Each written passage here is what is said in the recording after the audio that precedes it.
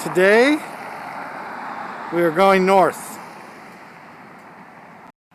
This is Adair Village. We've been here before.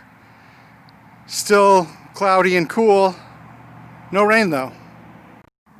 I'll be going about 36 miles today total, and so it's important to stay hydrated. Bought a 2-quart bottle of iced tea. That will probably be sufficient to keep me hydrated for this trip. I have some more Gatorade in there too. It can get kind of heavy. This is Camp Adair. We've been here before. Part of me is tempted to stay here and see how things are going. Probably a lot of fascinating things in the winter when it's flooded, but I have another destination today, so I'm going to keep going. I believe this is the Lukiamut River, which drains the east side of the Coast Range. And right now it's very full and full of sediment like other rivers. You can see how far that tree is out from the shore. You can see where the normal banks would be between that tree and that tree. Very full this time of year.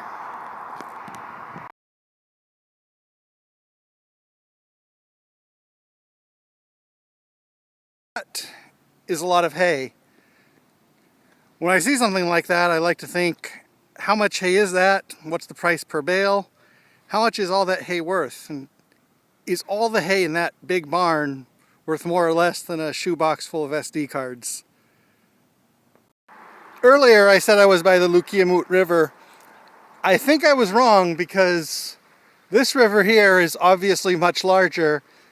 That might have been a tributary, perhaps the Little Lukiamut.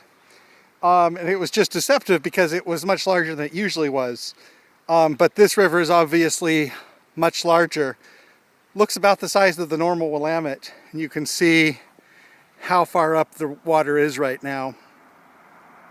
It's very foggy and misty today, but that's much better than rain. Makes it kind of hard to picture how far I've gone. Here there is a blessing pantry, a little cabinet, good construction, full of food. Prepared.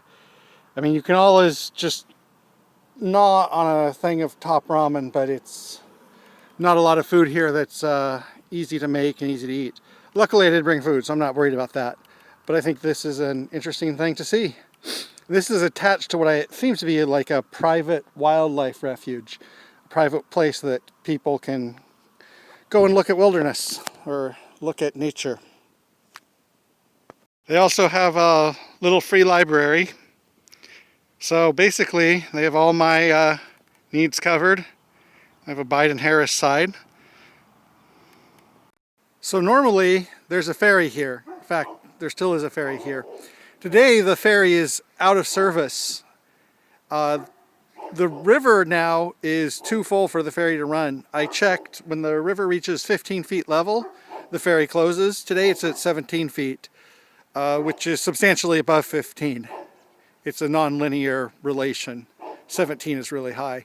There's 3 ferries in the state of Oregon: Canby, Wheatland, and the Buena Vista ferry here.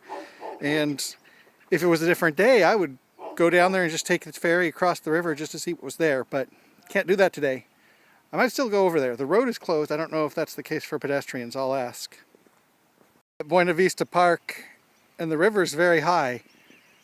I can't say quite how high because I haven't been here before, so I don't know normally how far out this park would go. But this looks to be pretty high.